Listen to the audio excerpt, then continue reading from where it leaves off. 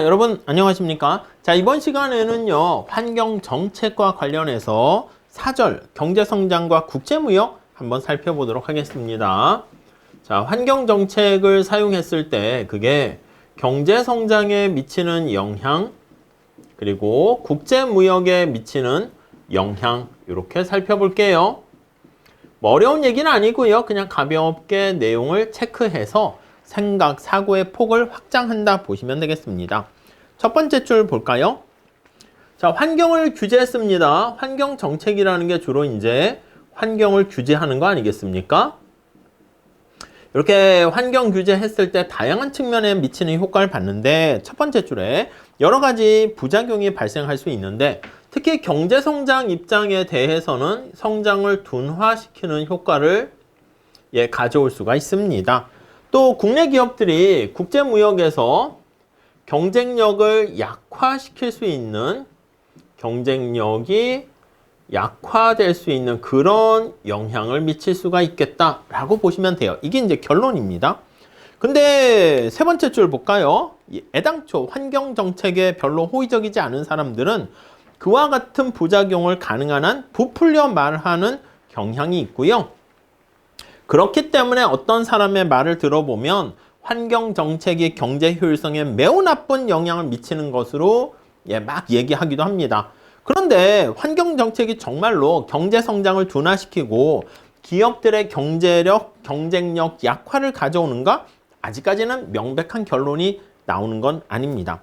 그래서 먼저 환경 정책과 경제 성장 측면에서 다시 한번 책 내용을 보면서 정리해 볼게요. 경제 성장 측면.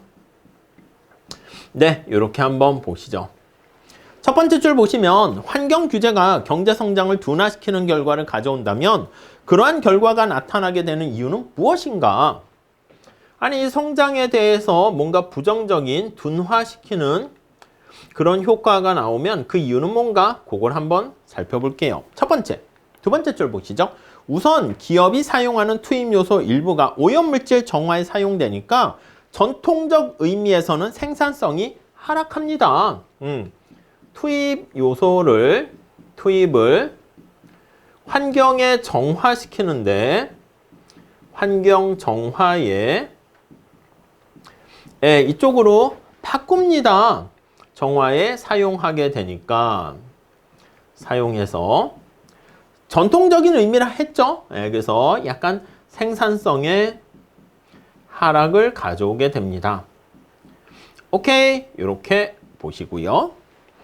자, 그 다음에 기업의 생산성을 측정할 때 네 번째 줄 보시면 오염물질 정화로 인한 환경의 질 개선 효과까지 포함시키는 그것도 이제 일리가 있는 방법이 되는 것이죠. 그렇게 되면 오히려 생산성을 더 끌어올릴 수 있겠죠. 그래서 요거는 이제 전통적인 시각으로 봤을 때는 전통적인 기준에 따랐을 때는 생산성이 하락한다. 이렇게 볼 수 있지만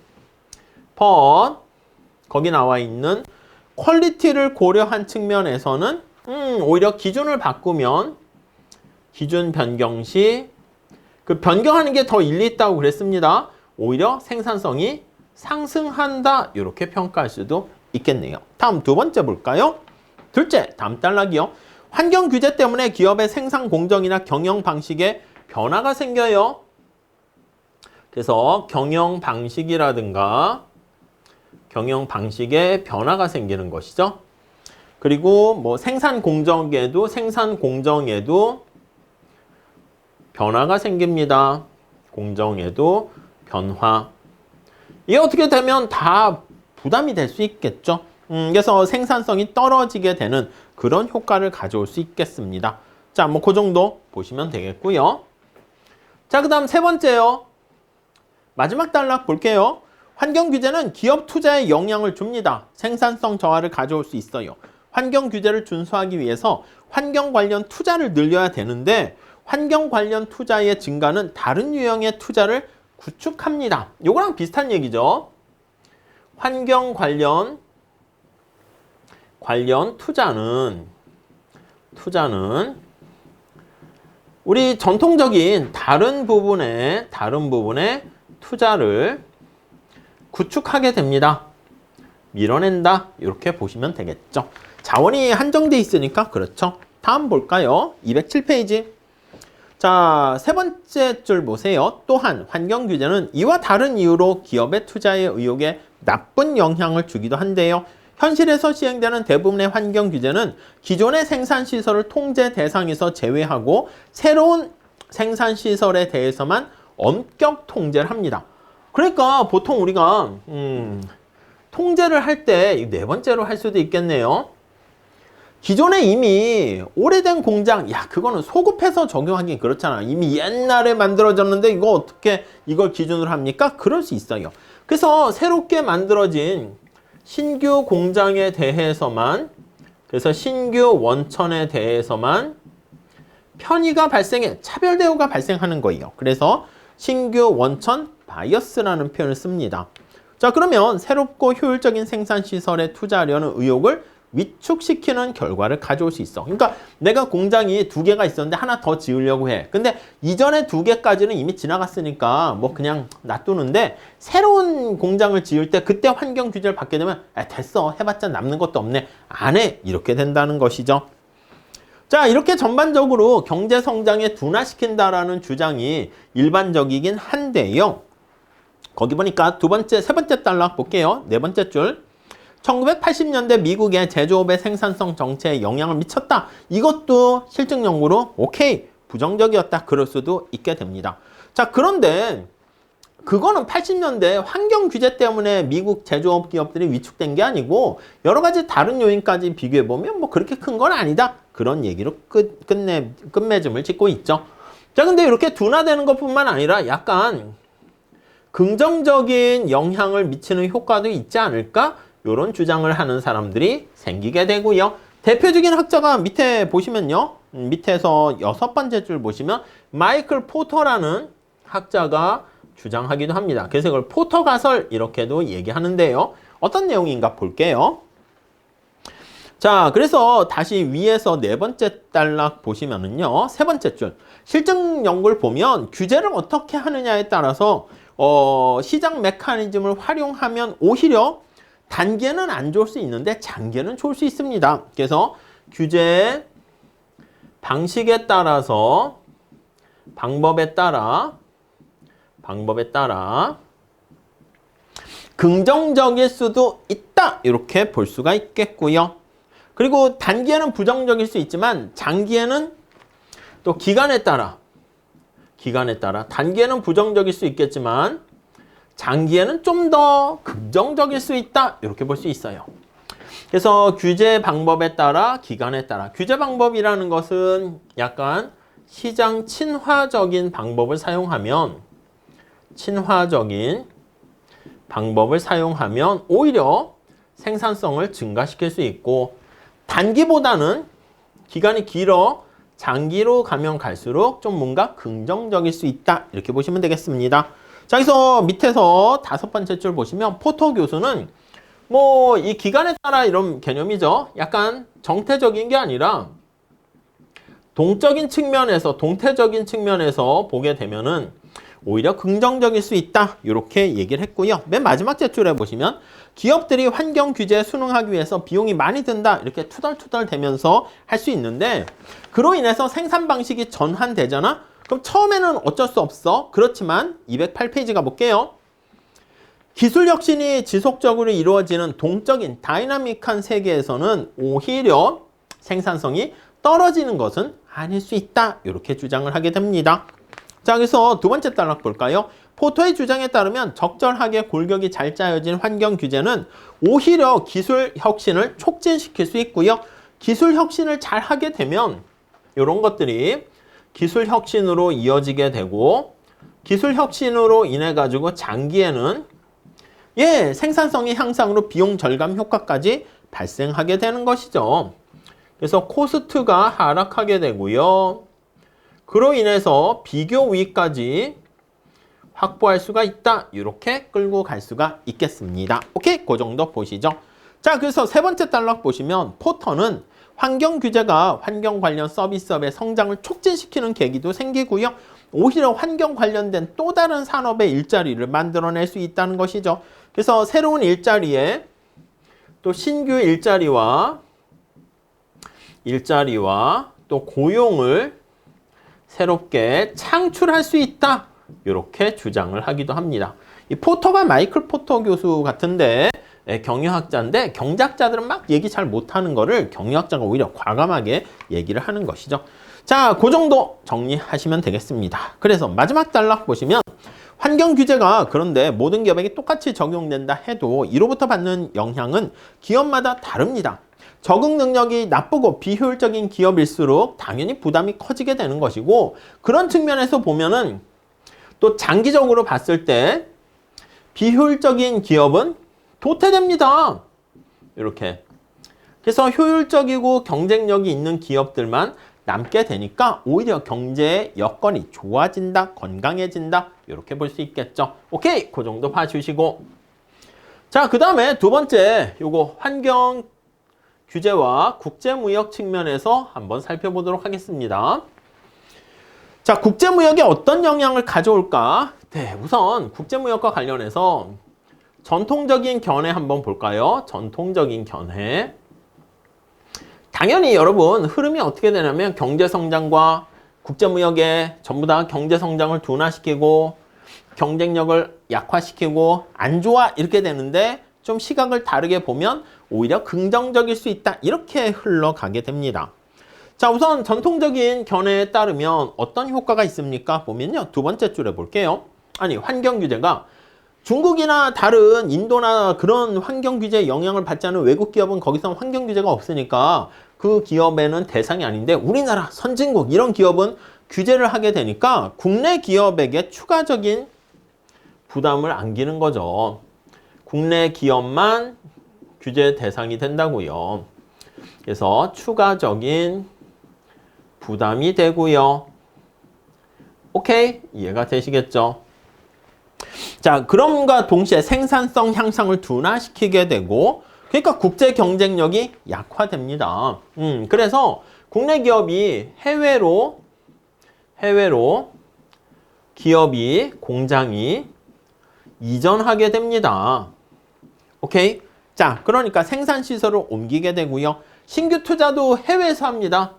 투자도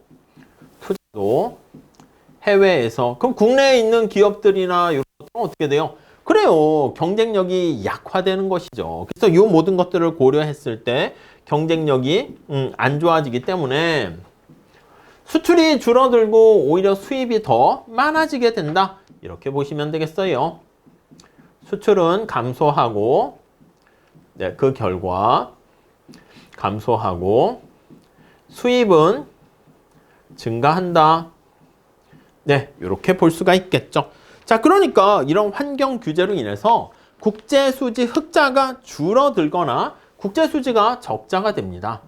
국제수지 적자, 이러한 결과로 다다르게 되네요.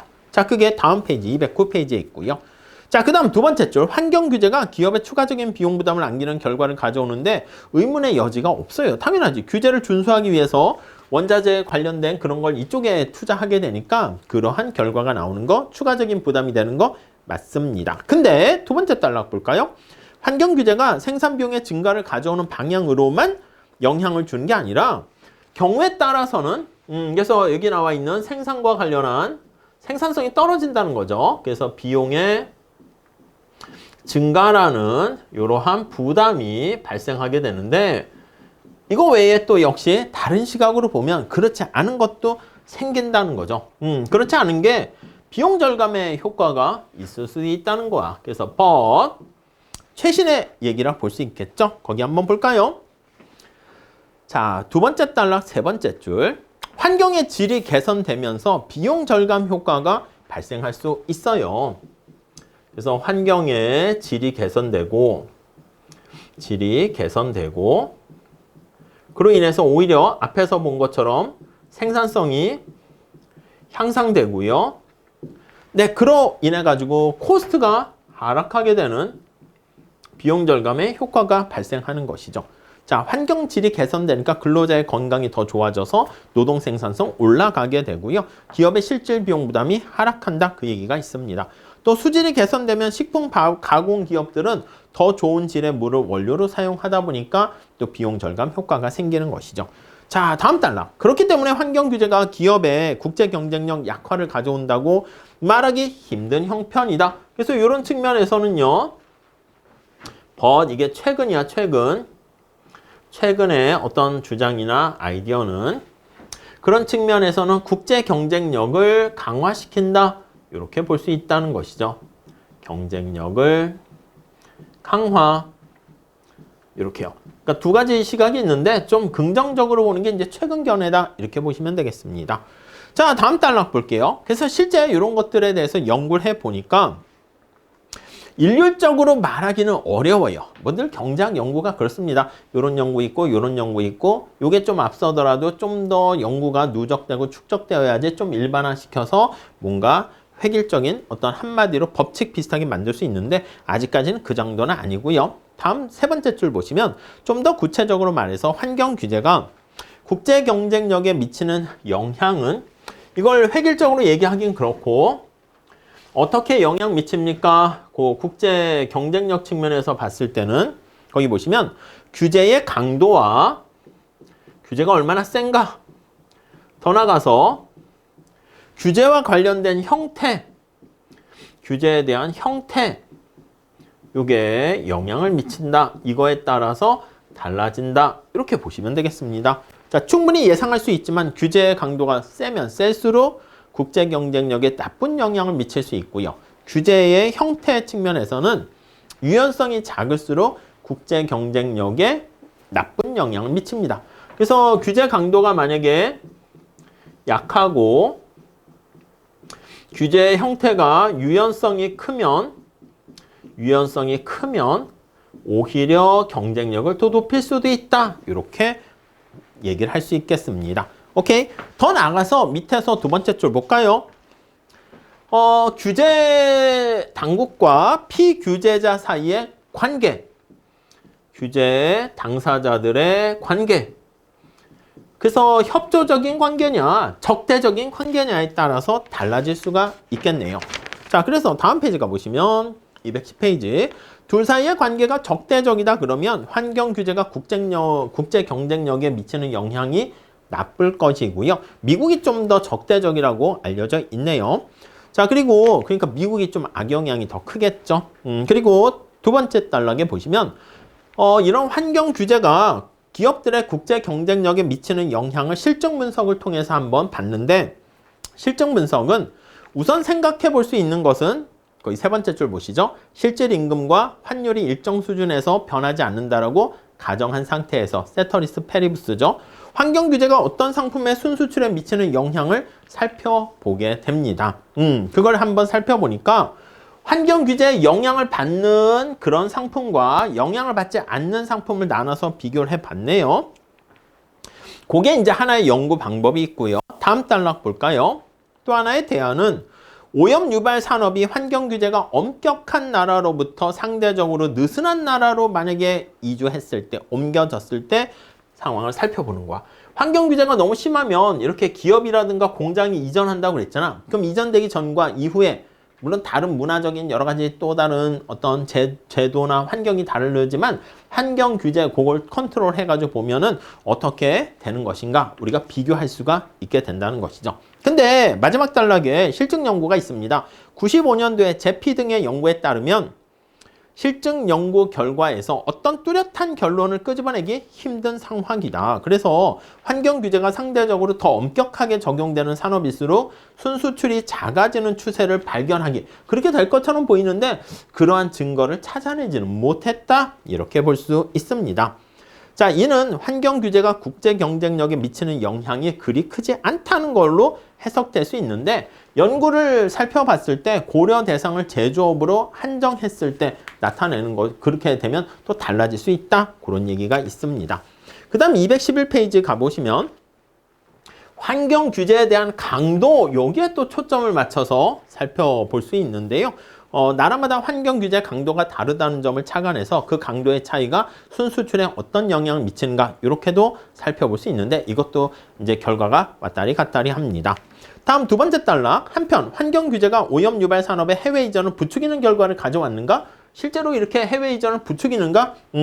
그걸 실증 연구를 해보니까 그런 일이 어느 정도 일어나고는 있다. 그런데 두 줄 내려가 보시면 오염 유발 산업의 생산 시설이 개도국으로 옮겨간다는 것이 순전하게 또 보면 환경 규제 때문에 간 거라고 또 얘기하기는 그렇다. 이런 게 있고요. 다양한 측면에서 많은 학자들이 연구하고 있죠. 마지막 단락 보시면 환경 규제가 신규 투자에 미치는 영향.